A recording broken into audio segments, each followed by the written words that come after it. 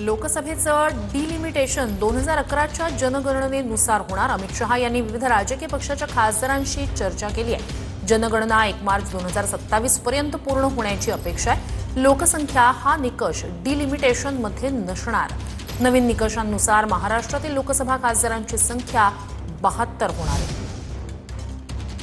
अधिक या सगळ्या संदर्भात जाणून घेऊया आपले प्रतिनिधी प्रमोद जगताप यांच्याकडनं।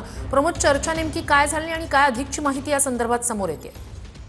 श्रुती, खरं तर लोकसभेमध्ये आणि राज्यसभेमध्ये सरकारनं नारी शक्ती वंदन विधेयक जे आहे ते मंजूर केलं होतं आणि त्यानुसार संसदेमध्ये महिला खासदारांची संख्या 33% वाढणार होती आणि ही संख्या जी आहे ती 2029च्या लोकसभा निवडणुकीमध्ये लागू होणार होती। पण शेवटी आता जर बघायला गेलं तर या सगळ्यासाठी डिलिमिटेशन असेल ते करणं गरजेचं होतं। म्हणजे मतदारसंघाची पुनर्रचना अपेक्षित होती, पण आता जी जनगणना सुरू आहे ती पूर्ण होण्यासाठी आणि त्यानंतर लागणारा कालावधी हा एकत्रित बसत नसल्यामुळे सरकारने एक मोठा निर्णय घेतलेला आहे। त्या अनुषंगानं 2011च्या जनगणनेचाच विचार हा लोकसभेचं डिलिमिटेशन करण्यासाठी होणार आहे। त्या अनुषंगानं एक नवीन दुरुस्ती विधेयक जे आहे ते याच संसदेच्या अधिवेशनामध्ये आणण्याचा विचार सरकारचा सुरू आहे आणि त्या अनुषंगानं काल केंद्रीय गृहमंत्री अमित शहा यांनी काही राजकीय पक्षांच्या नेत्यांशी चर्चा देखील केलेली आहे। शेवटी जर असं झालं तर महाराष्ट्रातील आताची खासदारांची लोकसभेतील संख्या आहे 48, ती 72 होणार आहे। त्यामध्ये महिलांचं प्रतिनिधित्व हे 33% असणार आहे आणि या सगळ्याचा विचार करता लोकसभेमध्ये देखील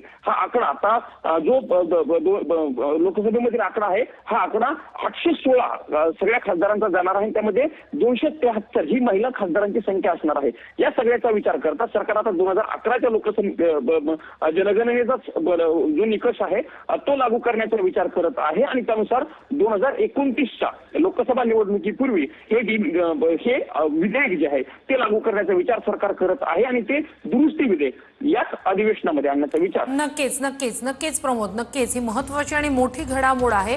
तुर्तास धन्यवाद तुम्ही दिलेल्या संपूर्ण माहितीसाठी।